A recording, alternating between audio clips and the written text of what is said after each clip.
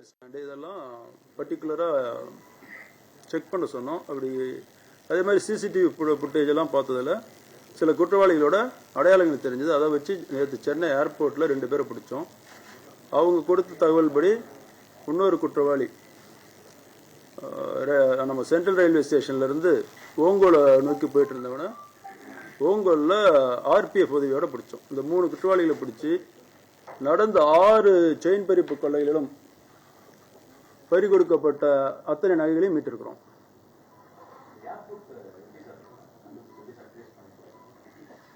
அதாவது நமக்கு CCTV footage கிடைச்சது இல்லையா, அதில் குற்றவாளியோட ஓரளவுக்கு அடையாளங்கள், அவன் மாஸ்க்லாம் போட்டிருந்தா கூட ஓரளவுக்கு அடையாளங்கள் தெரிஞ்சது. அதை வச்சு ஏர்போர்ட்டில் இருக்கக்கூடிய, அதுக்கு தான் ஏர்போர்ட் இன்ஸ்பெக்டர் வர சொல்லியிருந்தேன், ஏர்போர்ட்டில் இருக்கக்கூடிய நம்ம அதிகாரிகளுக்கு கொடுத்து இந்த மாதிரி சந்தேக நபர்கள் யாராவது கடைசி நிமிஷத்தில் வந்து டிக்கெட் எடுத்து எங்கேயாவது போக ட்ரை பண்ணுறாங்களா அப்படின்ட்டு எல்லா ஏர்லைன்ஸுக்கும் சொல்லியிருந்தோம். அதில் அவங்களுக்கு கொடுத்த ஒரு தகவல் படி நம்ம டீமுக்கு வந்தோடனே அவங்க போய் செக் பண்ணுறாங்க. ஸோ ஏர்போர்ட்டு போய் ஹைதராபாத் போகக்கூடிய ஒரு ஃப்ளைட்டில் உள்ளார இருந்தோம். அந்த அக்யூஸ்ட் அவனை ஆமாம் உள்ளார போய் உட்காந்துட்டான். பட் நாம் அந்த இது வச்சு ஏர்லைன்ஸ் அத்தாரிட்டி சொல்லி உள்ளார போய் செக் பண்ணி பிடிச்சோம். அப்போ வந்து வாங்க இல்லை அப்போ தான் வந்து வாங்க.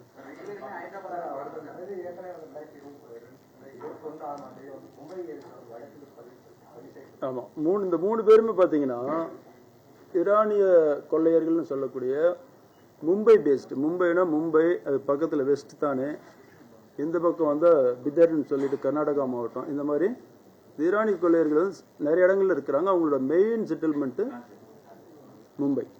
இவங்க அதை சேர்ந்தவங்க தான்.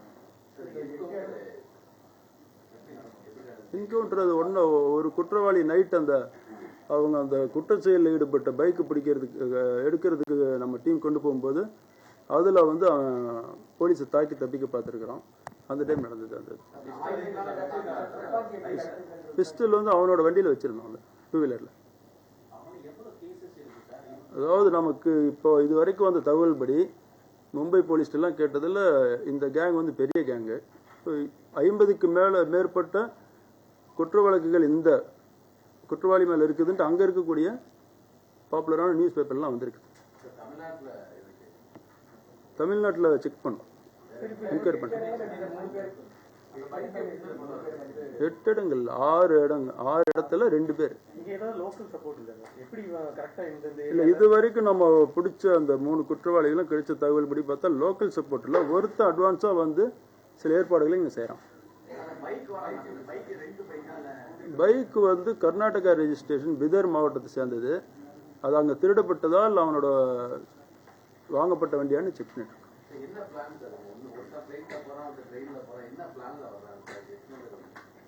அதாவது நிறைய இன்வெஸ்டிகேஷன் டீட்டெயில் சொல்ல முடியாது. எஃப்ஐஆர் படி இருக்கிறது நான் சொல்கிறேன் உங்களுக்கு.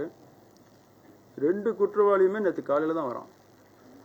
ஒருத்தர் வந்து மிட் நைட் வரான், அரௌண்ட் 2 o'clock.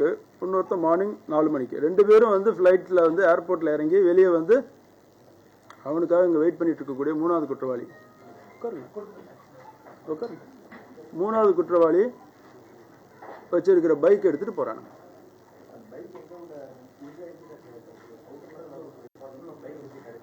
அதான் சொன்ன, நீங்க கவனிக்கல. அதாவது கர்நாடகா ரெஜிஸ்ட்ரேஷன் வண்டி, பிதர் மாவட்டத்தை சேர்ந்தது. செக் பண்ணுவாங்க. இது வரைக்கும் 3 பேர் இல்லை, விசாரிக்கணும். ஏன்னா கேங் பெரிய கேங் இல்லையா, உங்களுக்குலாம் தெரிஞ்சிருக்கும். நம்ம ராம்ஜி நகர் குற்றவாளிகள் மாதிரி இவங்களாம் வந்து எல்லா இடத்துலையும் அங்கே இருக்கக்கூடிய இந்தியாவில் எல்லா இடத்துலையும் போய் ஆப்ரேட் பண்ணக்கூடிய ஒரு கிரிமினல் கேங்.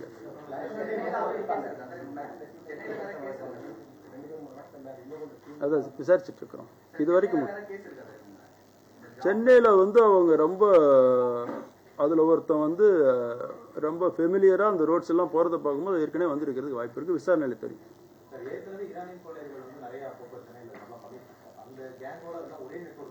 இல்லை, நமக்கு இதுக்கு முன்னாடி இருந்த ஈரானி கொள்ளையர்கள் என்னுடைய அனுபவத்தில் பார்க்கும்போது அவங்களாம் அட்டென்ஷன் டைவர்ஷன் தான் பண்ணுவாங்க. செயின் பறிப்பு, கொள்ளை அப்படிங்கிறது இந்த டைம் தான் நமக்கு வந்து.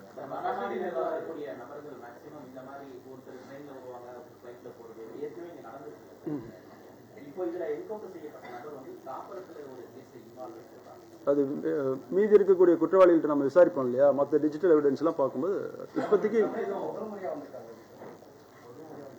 நீங்கள் மாத்திரம் கொஞ்சம் கவனிக்க மாட்டேங்கிறீங்க. அவர் வந்து ஏற்கனவே வந்திருக்கிறதுக்கு வாய்ப்பு அதிகம்.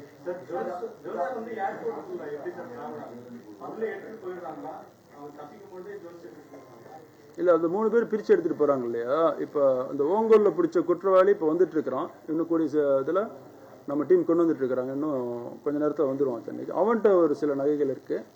மீதி 2 பேர்கிட்டையும் பாதி பிரிச்சுக்கிறாங்க.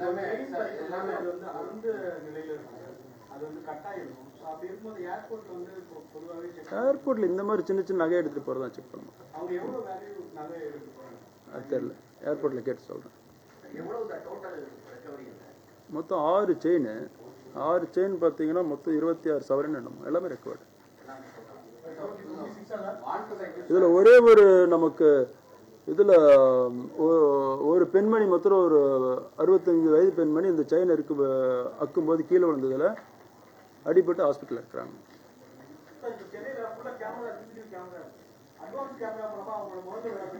இல்லை, இப்போ இருக்கிற சிசிடிவி கேமரா வச்சு தான் இவங்களோட ஐடென்டிட்டிலாம் நிறைய இது பண்ணோம். இதில் கண்டுபிடிச்சு அதை வச்சு தான் பிடிச்சோம். எவ்வளோ கண்ணன் ஃபுட்டேஜ் பார்த்துருக்கீங்க? ஆல்மோஸ்ட் அரௌண்ட் 100 ஃபுட்டேஜ் பார்த்துருப்போம். எல்லாம் வெளியில் இருக்க எல்லா சிசிடிவியில் இருந்தும் ஃபுட்டேஜ் எடுத்து பார்த்துருப்போம். 100க்கு மேற்பட்ட ஃபுட்டேஜ் பார்த்துருப்போம்.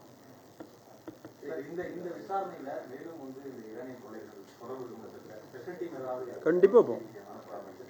ஆமாம், ஸ்பெஷல் டீம் கண்டிப்பாக போவோம். மற்ற கண்டுபிடிக்காமல் இருக்கக்கூடிய கொள்ளைகள் எதுன்னு பார்ப்போம். சென்னையை பொறுத்த வரைக்கும் இந்த வருடம் இதுக்கு முன்னாடி 7 செயின் ஸ்நாச்சிங்கு, 7மே லோக்கல் அஃபெண்டர்ஸ் கண்டுபிடிச்சிட்டோம். ஸோ சென்னையை பொறுத்த வரைக்கும் கண்டுபிடிக்கப்படாத செயின் ஸ்நாச்சிங்ன்றது இல்லை. இந்த மாதிரி கேங் ஈடுபட்டதுக்கு பக்கத்தில் தான் இருந்திருக்குதான்னு செக் பண்ணிட்டோம். இந்த கேஸுக்கு சவுத் ஜோனில் வந்து ஒரு 4 டீம் போட்டாங்க. மெயினாக ஸ்பெஷல் டீம் போட்டது. அதான் குற்றம் நடந்து தான் 2-3 மணி நேரத்தில் பிடிச்சிட்டாங்க. அவங்கவுங்க எல்லாருமே வேலை பார்த்தாங்க. ஏர்போர்ட் இன்ஸ்பெக்டர் அதான் வர சொல்லியிருந்தோம். அவர் மெயின் ரோலு.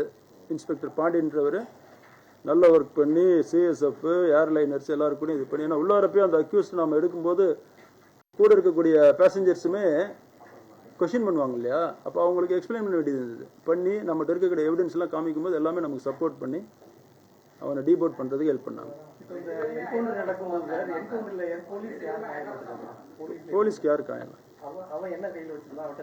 அவன்கிட்ட ஒரு கண்ட்ரி மேட் பிஸ்டல் இருந்து அதில் சுடுறான். போலீஸ் வெஹிக்கிளுக்கு தான் டேமேஜ் ஆகுது. அதாவது வந்த 3 பேரில் 2 பேர் மும்பை பேஸ்ட், இன்னொருத்த வந்து Bhitar. So Bhitar paste fellow Hyderabad போகிறதுக்கு ஃப்ளைட்டுக்கு ஏறுறான், இன்னொரு மும்பை போகிறதுக்கு. அதனால வண்டியில் இருந்திருக்குல்ல, செக் பண்ணிடுறோம். இல்லை, இவனுங்க இந்தியா ஃபுல்லாக போய் பண்ணுறாங்க. அதான் இப்போ உங்களுக்கு சொன்னேன் இல்லையா, சென்னையில் நடந்த இந்த வருடம் நடந்த செயின் ஸ்நாச்சிங் 7, இதுக்கு முன்னாடி எல்லாமே லோக்கல் அஃபெண்டர்ஸ் கண்டுபிடிச்சிட்டோம். ஸோ போன வருடம் நடந்ததுமே நம்ம கண்டுபிடிச்சிருக்கிறோம். போன வருடம் நடந்தது மொத்தம் 34, அதில் 33 கண்டுபிடிச்சிட்டோம். ஸோ இவங்க வேற எங்கேயா பண்ணியிருக்கிறாங்களோ இனிமேல் செக்.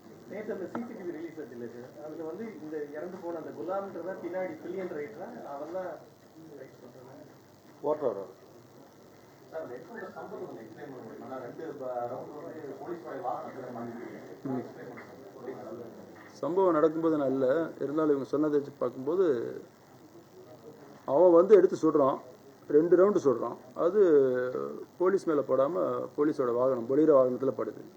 அப்புறம் போலீஸ் வந்து தற்காப்புக்காக மறுபடியும் சுற்றக்கூடாதுன்னு ஒரே ஒரு ரவுண்டு தான் சுடுறாங்க.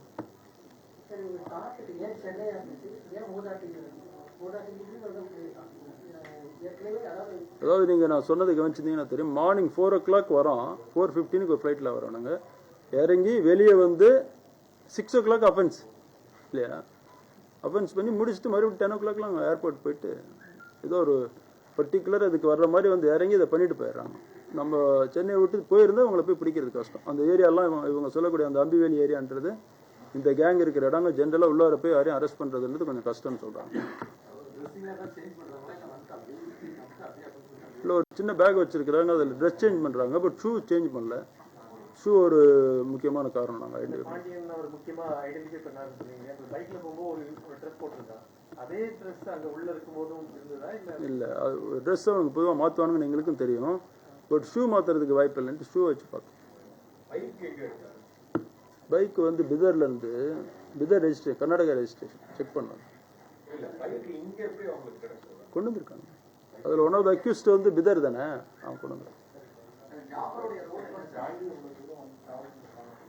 செக் போஸ்ட்டில் வந்துருக்கலாம், இல்லைன்னா நம்ம இதில் கூட்ஸ் ட்ரெயினில் போட்டு வரலாம். இந்த மாதிரி நிறைய வாய்ப்பு இருக்குது. அது என்னென்னு செக் பண்ண தானே தெரியும்.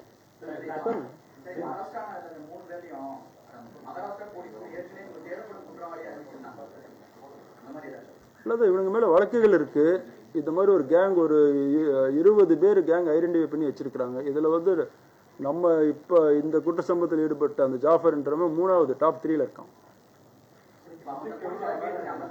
இல்லை, நம்ம சொல்லியிருக்கிறோம்.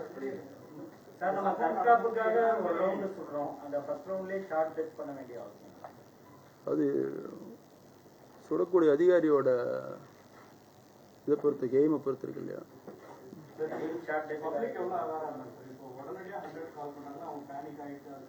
இல்லை, நமக்கு உடனே வந்துடுச்சு. அதனால தானே எனக்கு நம்ம உளவுத்துறையில் ராமமூர்த்தி 6:30 மணிக்கு சொல்கிறாரு. சொல்லி அலர்ட் பண்ணும்போதே அவனோட நம்ம போலீஸ் அலர்ட் ஆகி மொத்தம் ஒரு 50-60 இடத்துல செக்கிங் ஆரம்பிச்சிடுறாங்க. அதனால தான் அவன் நிறுத்துறான். இல்லைன்னா இன்னும் ஒரு கொஞ்ச நேரம் பண்ணியிருப்பான்.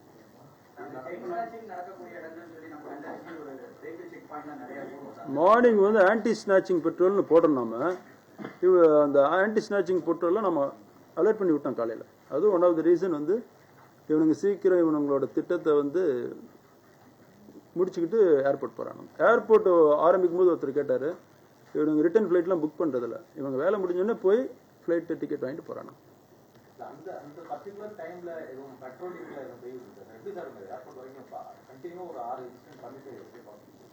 சென்னையில் போகலாம். சென்னையில் மார்னிங் பிஸி டிராஃபிக் தானே. எது பேசுகிறேன்.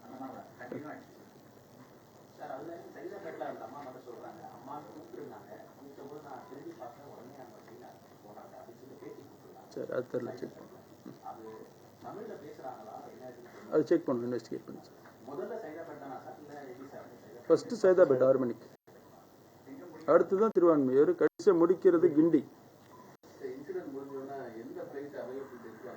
ஆமாம், ஏர்போர்ட் போகிறானுங்க. அங்கே இருக்கக்கூடிய ஃப்ளைட் அவனுங்களுக்கு தெரியும். டெஸ்டினேஷன் வந்து மும்பை ஆர் ஹைதராபாத். பட் எங்கே போனாலும் அங்கே போய் கடைசியாக போய் சேருவானுங்க இல்லையா. அதனால ஏதோ ஒரு ஃப்ளைட் பிடிச்சிருக்காங்க. லேட் என்ட்ரியால் எல்லாம் ரிப்பீட் பண்ண வேண்டியது. 26.5 severance approximately.